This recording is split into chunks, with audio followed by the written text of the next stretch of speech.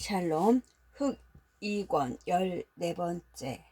의사는 집게로 집어서 걷어 올렸던 살과 가죽으로 끊어진 뼈를 싸고 초생딸 모양으로 생긴 바늘에 흰 명주실을 깬 것으로 숭숭 꿰매었다.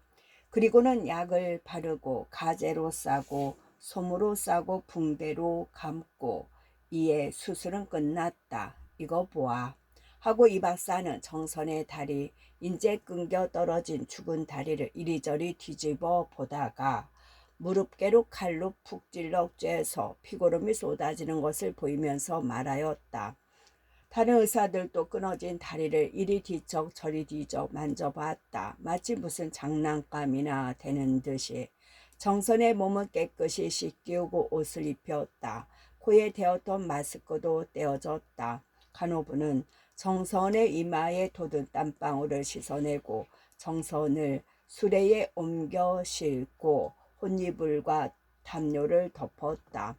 삐걱하고 수술실의 문이 열릴 때 정선의 붕대로 동인 검은 머리가 수레 위에 누운 대로 쑥 나오는 것을 볼 때 숭은 기를 비키면서 가슴이 몹시 울렁거림을 깨달았다.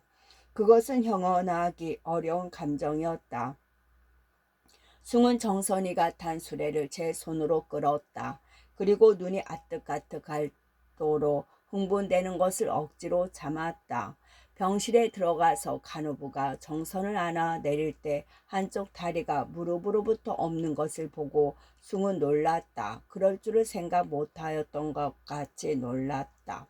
정선은 한 다리를 잃었구나 하는 일은 결코 가벼운 일이 아니었다. 병실에 돌아온 지 얼마 아니하여 정선은 눈을 떴다.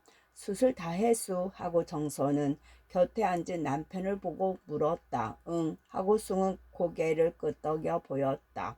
쨌나 하고 정선은 다시 궁금한 듯이 물었다. 응 하고 숭은 길게 설명하기를 원치 아니하였다. 아프지 않어? 하고 정선은 빙그레 웃었다. 아프지 말라고 수술했지 하고 숭도 웃어 보였다. 그렇게 여러 날 못 주무셔서 어떡하우? 6월이더라 보라고 당신은 좀 주무시구려 하고 정선은 숭의 초췌한 얼굴을 보며 걱정하였다. 염려 마오 하고 숭은 네모난 대병을 들어 정선의 입에 넣어 주었다. 정선은 가장 맛나는 듯이 그것을 두어 모금 마셨다. 정선은 그날 하루를 제 다리가 끊길 줄을 모르고 지냈다. 그 이튿날도 그러하였다. 끊긴 쪽 무릎이 가렵다는 둥, 그쪽 발이 가렵다는 둥, 긁어달라는 둥, 그쪽 다리가 아직 있는 것으로 알고 있었다. 다리가 병신은 안 되우 하고 근심되는 듯 남편에게 묻기까지 하였다. 그럴 때에는 숭은 긁는 모양도 해주고 만지는 모양도 해주었다. 그러면 정말 긁히운 듯이 만지운 듯이 정선은 만족하게 가만히 있었다.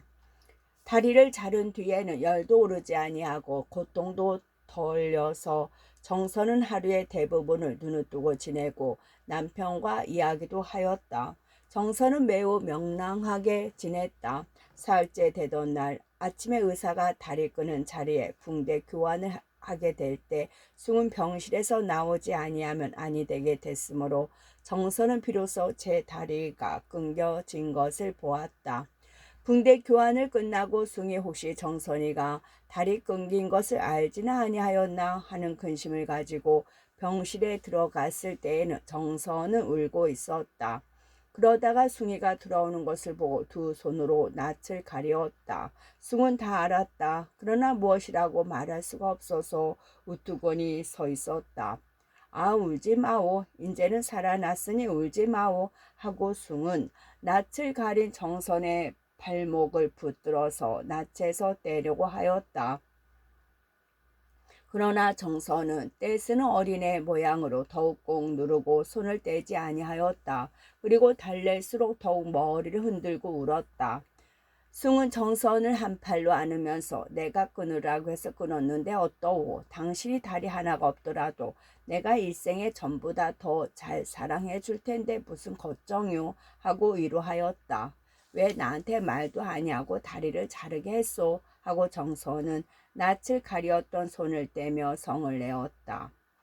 그만두면 다리가 점점 썩어 들어가서 더 많이 자르게 될지도 모르고 좀 더 심하면 생명에 관계될지도 모른다고 하니 당신이 고통을 받는 것보다 참아 볼 수 없고 또 죽기도 원치 아니하고 보면 자를 수밖에 없지 않소 하고 숭은 알아듣도록 설명을 하였다. 싫어요, 싫어요. 죽는 게 낫지. 다리 병신이 되어 가지고 살면 무엇해요? 하고 정선은 더욱 흥분하였다. 이렇게 정신은 교통하든지 몸이 움직이면 출혈이 될 염려가 있다고 합디다. 출혈이 되면 큰일 나오 하고 숭은 정선의 손을 만지며 애원하였다. 다리를 자른 데 대한 정선의 원망은 여간에서 가라앉지 아니하였다. 그래서 가끔 숭을 볶아댔다. 그럴 때마다 숭은 침묵을 지키거나 위로하는 말을 하였다. 그러나 일주일이 지나 2주일 지나 병이 차차 나아가는 동안에 정선은 숭의 침식을 잊고 저를 위하여 애쓰는 정성에 감동이 되었다.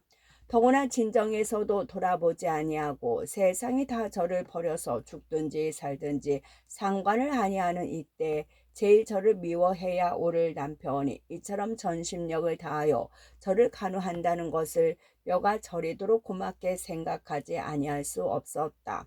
용서하세요 하고 정선은 가끔 자다가 깨어서는 저를 지키고 앉아있는 남편의 손을 잡고 눈물을 흘리게 되었다. 며칠 안 있으면 퇴원할 테니 퇴원하거든 서울로 가서 의족을 만들어 가지고 살여울로 갑시다 하는 것이 숭의 대답이었다. 싫어요. 난 서울은 안 가요. 입고를 하고 서울을 가 하고 정선은 웃었다. 그러나 그 웃음 끝에는 얼굴이 검은 빛으로 흐렸다. 그럼 의족은 어떻게 하오? 여기 불러오지는 못하오? 불러오면 돈이 많이 들지. 인제는 당신이나 내나 다 몸뚱이 하나뿐이오. 인제부터는 우리 둘이 벌어 먹어야 하오. 이 말은 정선에게는 무서운 말이었다. 참 그렇다. 돈이 없다. 10여만 원 같이 어찌 재산은 숭이가 다 친정 아버지에게 돌려보내고 말았다. 이 꼴이 된 정선을 아버지가 다시 돌아볼 것 같지 아니하였다. 그뿐더러 벌어먹는다는 것, 제 손으로 제 옷과 밥을 번다는 것은 정선으로서는 일찍 생각해 본 일이 없었다. 제 손으로 벌어먹는다는 것은 전한 사람이나 하는 일 같았다. 재산 없는 몸. 그것은 마치 젖떨어진 젖먹이와 같이 무력한 일이었다. 앞이 막막하였다. 그래서 정선은 말이 나오지 아니하였다. 어떻게 벌어먹소? 하고 한참 뒤에야 비로소 한마디를 하였다. 왜 못 벌어먹어? 하고 숭은 자신있게 말하였다. 그야 당신이 변호사 노릇을 하면야 벌어도 먹지만은 살려울 가서야 어떻게 벌어먹소? 하고 기막힌 듯이 천장을 바라봤다. 땅 사놓은 것이 있어. 우리 두 식구 먹을 것은 나오. 내가 혼자 농사를 지어도 당신은 옷만 깨매시구려 하고 숭은 웃었다. 정선은 아직 제 치맛주름 한번 잡아본 일이 없었다. 집에는 을의 친모가 있는 법으로 생각하였다. 정동 집에는 친모도 찻집도 다 있지 아니하냐. 그러나 이 꼴하고 신문에 나고 다리 하나 끊어지고 서울로 갈 면목은 없었다. 살려올 갈 면목도 있는 것은 아니지만은 그래도 이 세상에서 저를 돌아보아 주는 사람은 남편밖에 없지 아니하냐. 이 병신된 몸이 의지할 곳은 남편밖에 없지 아니하냐. 이렇게 생각하면 눈물이 솟았다. 내 낫거든 사올려 갈게. 옷도 꿰매고 반찬도 만들게 하고 정선은 낫 근육을 실룩거리며 울었다. 하루는 서울서 숭에게 전화가 왔다. 숭은 그것이 혹시 장인에게서 온 것이나 아닌가 하였다. 장인이나 처남에게서는 지금까지 엽서 한 장도 없었다. 전화가 나타난 것은 여자의 소리였다. 그가 누구라고 말하기 전에 그 소리의 주인은 산월인 것이 분명하였다. 그 목소리가 알토인 듯한 가라앉고도 다정스러운 목소리였다. 저 선입니다. 백산월이라야 아시겠죠? 하는 것이 허두여다. 그 음성에서는 기생다운 것이 떨어지고 없다. 네, 하고 숭은 무엇이라고 대답할 바를 찾지 못하였다. 부인 어떠세요? 일어나셨어요? 아직 누워 있습니다. 괜찮으시죠? 이제 죽기는 면한 모양입니다. 다리는 잘라 버렸지요. 네? 하고 산월은 놀라는 모양이었다. 잘났어요. 그렇지만 살아났으니 고맙지요. 하고 숭은 하염없이 웃었다. 저런, 그럼요. 살아나신 것만 다행하지요. 하고 산월은 한참 잠잠하다가 저 병원으로 좀 찾아가도 좋아요? 하고 묻는다. 어떻게 여기를? 하고 숭은 좋다는 뜻도 좋지 않다는 뜻도 표하지 아니하였다. 산월이가 찾아오는 것이 아내에게 어떠한 영향을 줄는지 모르는 까닭이다. 하시겠지만은 나차로 찾아가겠습니다. 꼭 좀 의논할 말씀도 있고요. 선생께 걱정을 끼칠 말씀은 아닙니다. 그럼 이따 갈게요. 정선이 보시고 제가 온다더라고 그러셔요. 하고 이 편의 대담은 듣기도 전에 산월은 전화를 끊어버렸다. 숭은 방에 들어왔다. 집에서 왔어요? 하고 정선은 조급하게 물었다. 아니, 백선희 씨한테서 왔소. 나차에 오마구. 하고 숭은 대수롭지 아니한 것 같이 대답하였다. 그러나 속으로는 그렇게 변할 수는 없었다.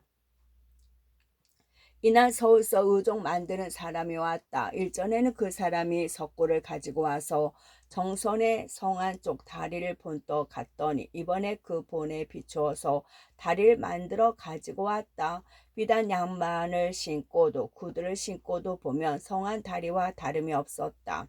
정선은 숭에게 겨드랑을 붙들려서 침대 위에 일어나 앉기까지는 하였지만은 고무다리 만드는 사람 있는 곳에서는 그것을 대어보기를 원치 아니하였다. 그래서 숭은 그 사람을 내어보내고 맞춰봤다. 아직 그는 자리가 굳지를 아니하여 좀 아팠다. 그런 아픈 것 때문은 아니요. 고무다리를 대지 아니하면 안 되게 된 것 때문에 정선은 숭의 가슴에 매달려서 울었다. 이게 다 무여야 내다 버려요.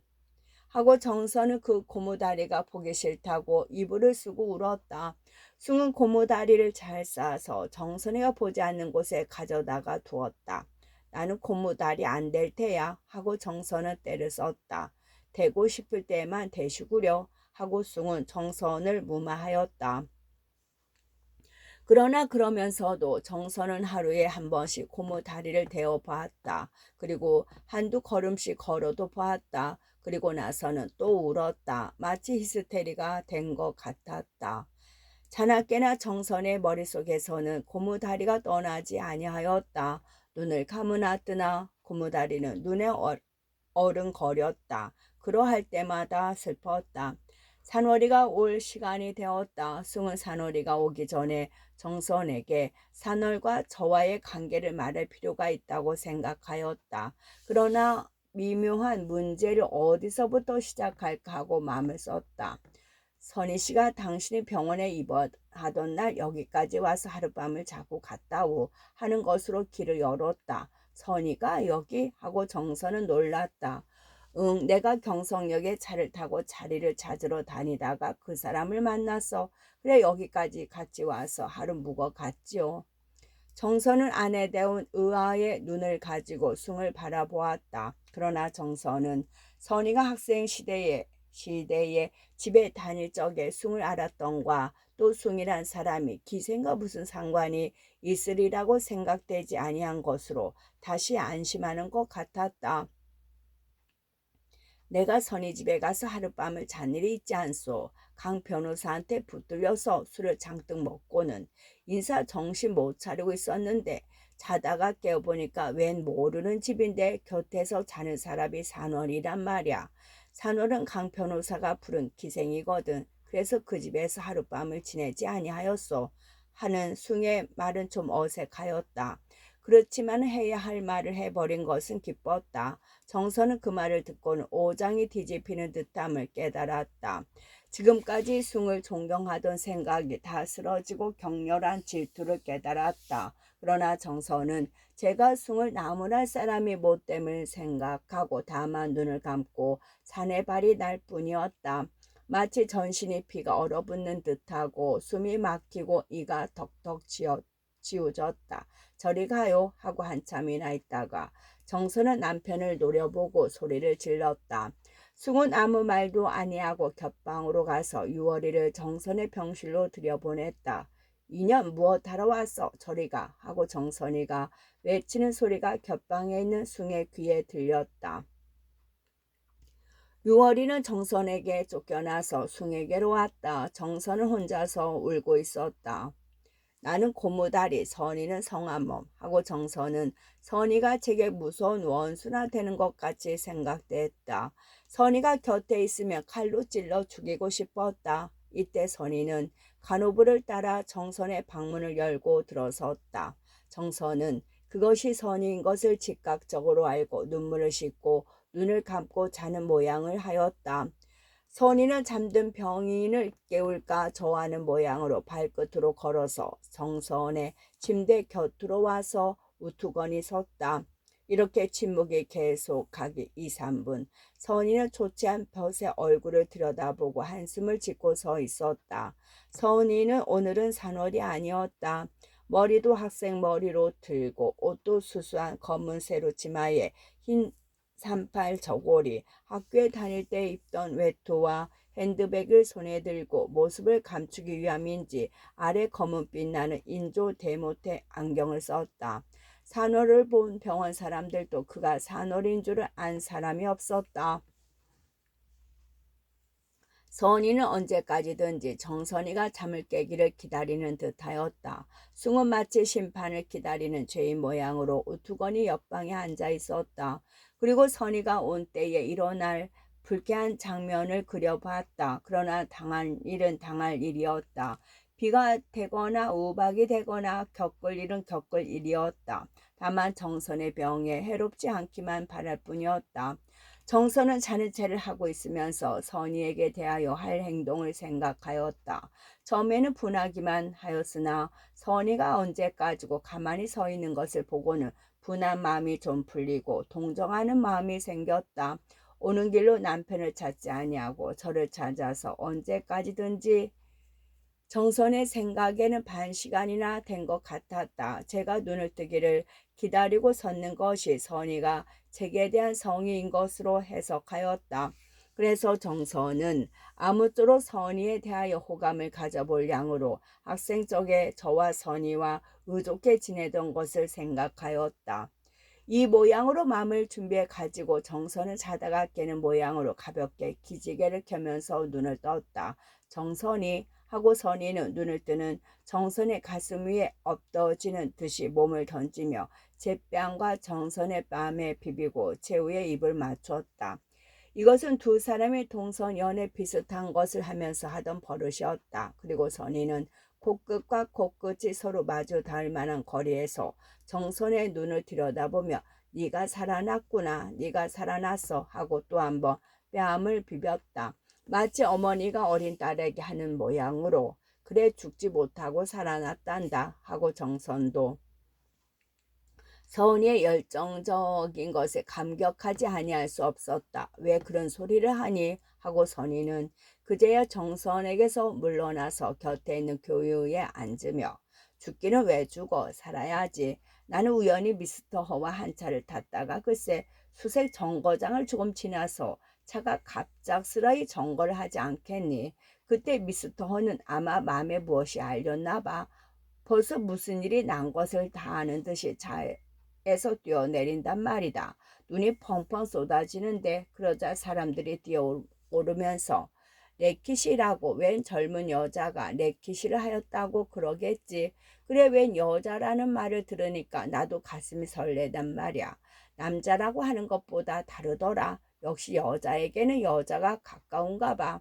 서로 미워하기도 여자끼리가 제일이고 하고 정선은 빙그레 웃었다. 그래 가보니까 너 그때 이야기 미스터한테 다 들었니? 하고 선이는 말을 끊고 묻는다. 그 뚱딴지가 무슨 말을 하니? 또 내가 뭐라고 그걸 물어봐. 하고 정선은 선의의 보고에 참으로 흥미를 느꼈다. 아, 그래? 하고 선의는 말할 이유를 찾은 것을 만족하게 여기며 말을 계속한다. 아, 그래. 가까이 가보니까 아주 가까이 가게는 아니하지. 길은 막아요. 아, 그래. 가만히 바라보니까 기관차 이마 불빛에 웬 젊은 여자가 피투성이가 되어서 눈이 쌓인 절로길에 가로누워 있단 말이야. 질필 구두가 불빛에 반짝반짝하고 그것을 보니까 나도 저렇게 죽을 몸이 아닌가 하고 마음이 슬퍼지더라고. 그러기로 그것이 정선일 줄이야 꿈엔 듯 생각하였을 리가 있나. 그런데 말야 그 시체 우리야 시체인 줄만 알았지 살았으리라고야 생각할 수가 있나. 그래 그 시체를 맞들고 차에 실으려고 앞으로 지나가는데 미스터가 깜짝 놀라서 아이고 정선이 하고 시체를 그러니까 너지 정선이지 붙든단 말이야. 그래서 보니까 정선이 아니야. 얼굴이 반이나 피해졌고 치마가 모두 아이고 그 말을 어떻게 다 하니 하고 선이의 눈에서는 눈물이 흘러내린다. 선이가 우는 것을 보고 정선도 눈물을 흘렸다. 눈물은 두 사람의 맘에 걸렸던 모든 깨끗이 못한 관념과 감정을 녹여버렸다. 그래서 하고 선이는 눈물을 흘린 것이 부끄러웠다는 것 같이 일부러 소리를 내어 웃으며 손수건을 두 손가락 끝에 감아가지고 안경 밑으로 눈물을 씻는다. 그래서 미스터 허가 차장과 교섭을 해서 너를 1등 침대에다 태우고 다른 작간으로 돌아다니면서 의사 하나를 불러왔지. 모르지 정말이지 아닌지 제가 의사라니까. 아니 그래서 네가 여기로 오게 되고 나도 여기까지 따라와서 하루를 묵어서 갔단다. 그런 갠데 말이야 세상에서들 뭐라고 하는고 하니 하고 선이가 새로운 화제를 꺼내어 할 적에 숭이가 문을 열고 들어왔다. 오셨어요? 하고 숭의 은사. 부인 병구안 하시게 얼마나 고나셔요. 그래도 이렇게 나았으니까 다행이시지 하고 선이는 숭과 정선을 번갈아 본다. 낫기는 무엇이 나았어? 다리 하나가 없어졌는데 나았어? 하는 정선에게 불쾌한 빛을 없음을 보고 숭은 마음을 놓았다. 숭은 기세 모양을 버리고 보통 여학생 모양으로 차린 선의의 모양을 호기심으로 바라봤다. 그 모양에서 기생의 흔적이 어디 남았는지 찾기가 어려웠다.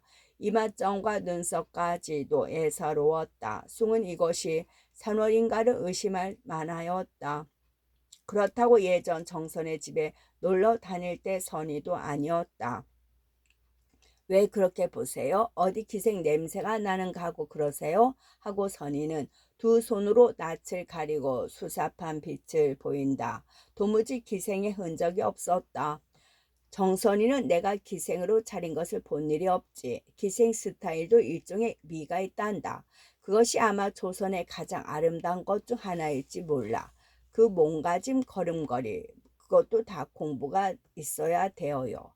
아이 내가 뭐라고 이런 쓸데없는 소리를 하고 있어 하고 선이는 정선의 이불과 베개를 바로 잡아주고 나서 아이 참 여기 앉으셔요 하고 선이는 서 있는 숭에게 교의를 권한다. 이방 교인은 하나밖에 없었다. 앉으시오. 나도 여기 앉지요. 하고 숭은 아내의 침대 발치에 걸터 앉는다. 글쎄 어째 기생이 됐어? 하고 정선은 억지로 불쾌한 생각을 누르면서 물었다. 그것은 남편이 기생 산월의 집에서 잤다는 것이었다. 기생 됐단 말을 해서 무얼 해? 하고 선이는 다시 교위에 앉아서 숭을 향하여 저 기생 그만두었답니다. 여기서 올라간 날로 폐업했어요. 그래 지금은 기생 아닙니다. 하고는 다음에는 정선을 향하여 나 기생 그만두었어. 이제부터는 어느 시골 유치원 부모 노릇이나 하고 싶어. 그리고 약 같은 거 가르쳐도 좋고 하고는 또 숭을 향하여 정말입니다. 저 어디 갈 때 하나 구해주세요. 살여우로는 유치원 없습니까? 정선이 살여울 안 가? 글쎄 하고 정선은 마음에 없는 대답을 하였다. 정선아 난 너 가는 대로 갈 테야. 너 따라 댕겨도 괜찮지? 선이는 흥분하여 허둥허둥하는 빛이 보인다.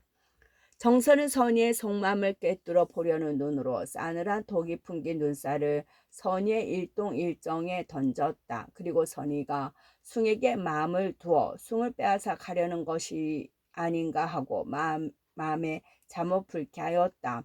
그렇지 아니하면 무슨 까닭에 갑자기 기생을 그만두고 정선을 따라오려는 것일까? 무얼 나 따라오는 게야? 하고 정선은 빈정댔다. 그러나 네가 내 남편을 따라오는 거 아니냐? 이런 말은 정선의 입에서 나오지 아니하였다.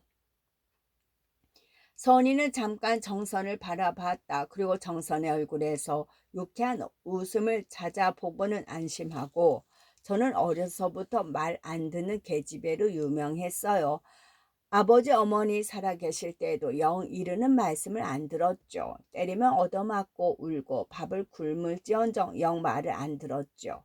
왜 그랬는지 잘 모르죠. 학교에 가기 시작한 뒤에도 말을 잘 안 들었어요.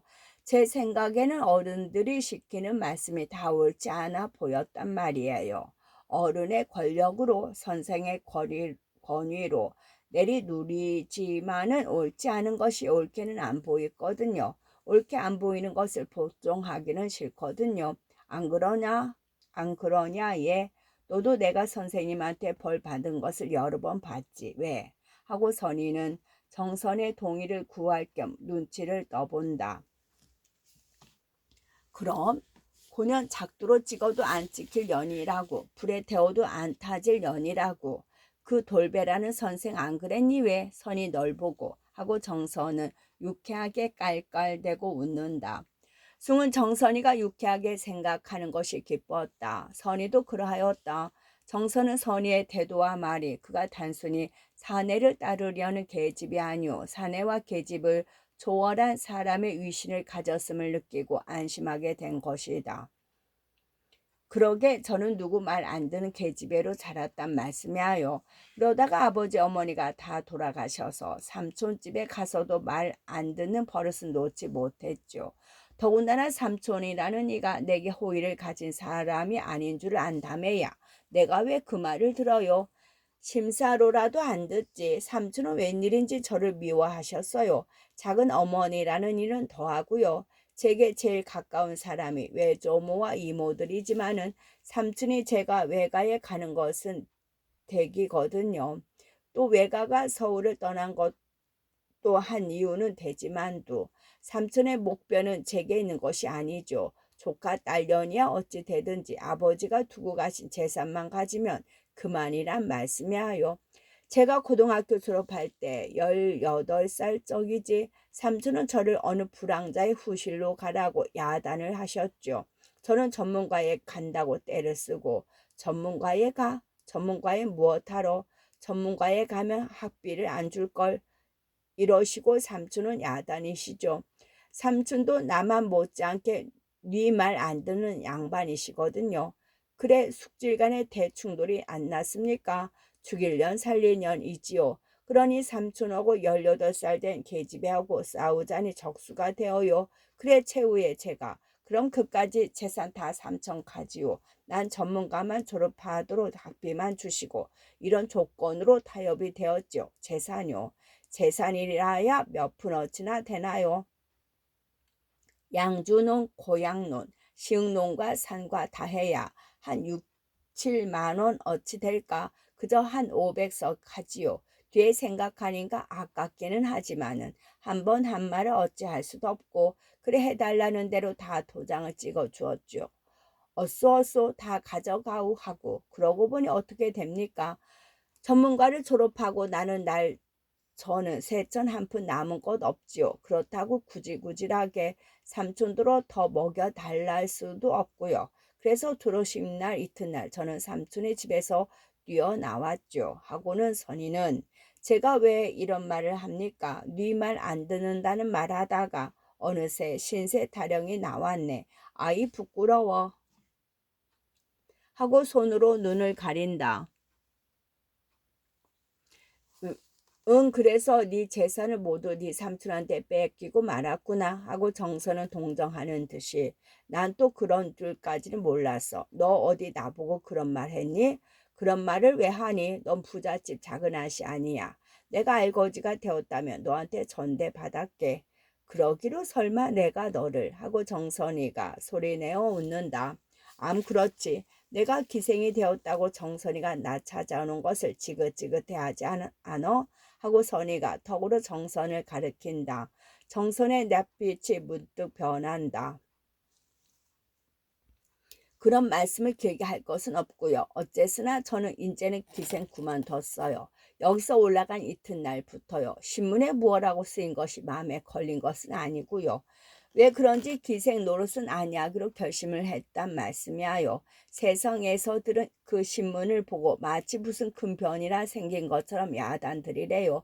도무지 집에 앉을 수가 있나? 굉장히 부르러 오고 찾아오지요. 권번에는 폐업한다고 다 말을 했건만도 아니라고 아마 신문에 난 것 때문에 그런가 보다고 내야 어떻게 느냐고 위로해 줄 테니 오라고 이런 사람들도 있겠지요. 기가 막혀 하고는 그게 무슨 재미있는 것이나 생각이 난 듯이 그런데 말이야요. 노정허 선생하고 차에서 이 박사 안 만나셨어요? 하고 숭에게로 몸을 돌린다. 네 만났죠. 하고 숭은 그때 광경을 그려본다. 그때 제가 이 박사를 놀려 먹였죠. 들으셨어요? 여러 번 주신 편지는 답장을 못 드려서 미안하다고 또 3번이나 찾아오신 것을 대문 밖에서 돌아가시게 해서 미안하다고 글쎄 이랬답니다. 그랬더니 그 다음에 알고 보니까 그 자리에 있던 2 여자 속에 하나가 이 박사와 약혼만 있던 여자랍니다. 그려. 일본 어느 고동사범인가 졸업한 여자라는데 그만 그 이튿날에 이 박사가 딱 차버렸대요. 그리고는 이 박사가 또다시 심순례를 꼬여내려든대 예 하고 정선을 바라본다. 미스 정은 어떻게 되었누? 하고 정선이가 묻는다. 미스 정이라는 것은 정서분을 가리킵니다. 정서분 씨? 하고 선이는 어림이나 있나? 이 박사가 정서분 씨 생각이나 할 줄 아니? 이제 만일 순례한테 퇴짜를 맞으면 하루 이틀 심심파적으로 미스 정 집에 갈는지는 모르지. 그러면 미스정은 그만 고마워서 허겁지겁으로 이 박사를 맞아들인단 말이야. 미스정은 이 박사 같은 사람에게는 알맞은 희생물이란 말이다. 우리 같은 것은 너무 닮아 먹어서 잘 넘어가지를 않고 달아 먹어서 술래는 또 너무 애숭이고 아무려나 이 박사도 이제는 볼 일은 거의 다 봤어. 이번에 순례하고 들어지면 이제 마지막일걸. 응, 닥터 현한테도 다니는 모양이지만은 현이 누구라고. 이제는 이 박사도 정산할 때가 되었겠지. 숭은 선이가 점점 흥분하여 말이 많아지는 것을 이상하게 생각하면서 듣고 있었다. 산월이라는 기생은 결국 수다스러운 기생은 아니었다. 도리어 산월이라는 기생의 특색은 그의 숙녀다운 얌전이었다. 그는 별로 말이 없고 말 한마디를 하려면 앞뒤를 재는 것 같았다. 이것이 사람들의 마음을 더욱 끈 것이었다. 이 점잖음이 얌전함이 그런데 오늘 이 자리에서는 선이는 마치 무슨 흥분제를 먹어서 발량 상태에나 있는 것 같이 말이 많았다. 그 알토 가락을 띤 어성은 대단히 아름답고 유쾌하였다. 순례는 너무 말을 잘 들어서 걱정이요. 나는 너무 말을 안 들어서 걱정이라고 이 박사가 그러겠지 하고 선이는 말을 잇는다. 말 안 듣는데 미가 있다나 들을 듯 안 들을 때는 사내들이 죽는다고. 이건 사실인가 봐. 기생들도 이 수단을 쓴대요. 나는 그래서 남의 말 안 듣는 것은 아니지. 내야 나를 해치려는 사람들 틈에서만 살았으니까 자연 남의 말을 안 듣게 된 게지. 남의 말을 들으면 제게 해로운 것만 같으니까. 그렇지만 순례 모양으로 부모의 사랑 속에 자라난 사람이야. 남의 말을 안 듣는 연습이 없단 말이야. 안 그렇습니까? 남의 말 안 듣는 것이 자위책이거든요. 하고 숭을 바라본다. 숭은 그렇다는 듯이 고개를 끄덕거려 보였다. 남의 말 안 듣고 안 믿는 공부는 그동안 기생 노릇에 이를테면 대학을 마친 셈이야. 하고 선이는 말을 잇는다. 기생으로 나서면 손님이 다 내게 호의를 가지는 사람이고 다 나를 위해서는 목숨이라도 바칠 것 같은 사람들이거든. 말을 들으면 말이야. 그러니 그 말을 다 믿고 다 듣다 가야 큰 코가 백이 있기로 배겨나겠어요. 그러니까 오냐 나는 네 말을 안 믿는다 네 말을 안 듣는다 하고 속으로 선언을 해놓지요. 그리고는 내내 그렇습니다. 아이고 고마우셔라. 그럼요 이런 대답을 하거든. 그것이 영업이란 말이야. 안 그러냐? 그렇지 않습니까 선생님? 하지만 이렇게 세상을 살아가는 것은 죽기보다 어려운 일이야요. 아무의 말도 믿지 아니하고 아무의 말도 듣지 아니하고 그저 의심만 하고 뿌리치기만 하는 생활은 참 못해 먹을 겁니다. 참 그렇다 정선아. 고양이라고 괜찮고 강아지라도 괜찮으니 누구 하나 안심하고 믿을 사람이 있고 싶다. 그렇지 아니하면 마치 광야에 혼자 사는 것 같거든.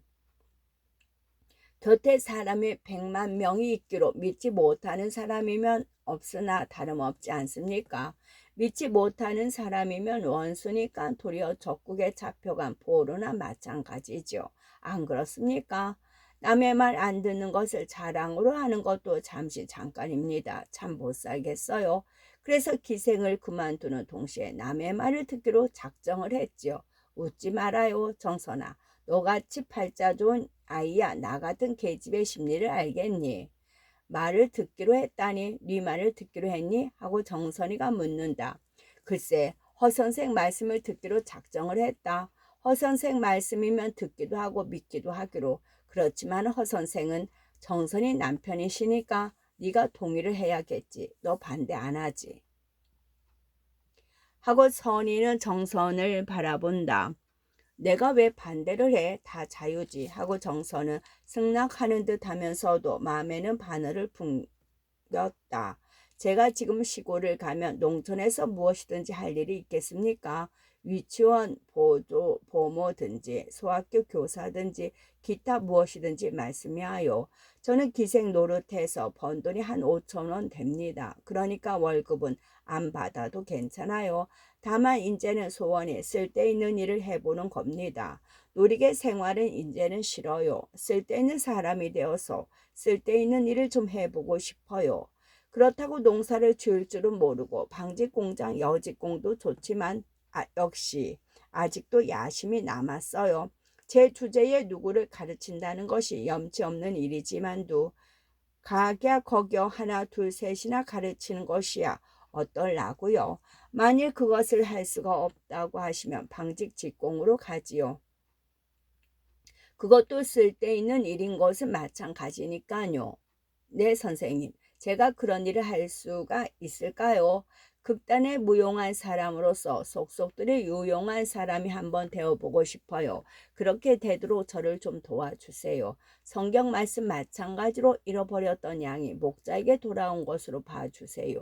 하고 선의의 음성은 흥분 상태로부터 벗어나서 지물에 가까운 상태로 들어갔다. 선의는 제가 하려고 벌렸던 말을 대강 다 한 것을 발견하고는 어째 텅텅 빈 것 같음을 깨달았다.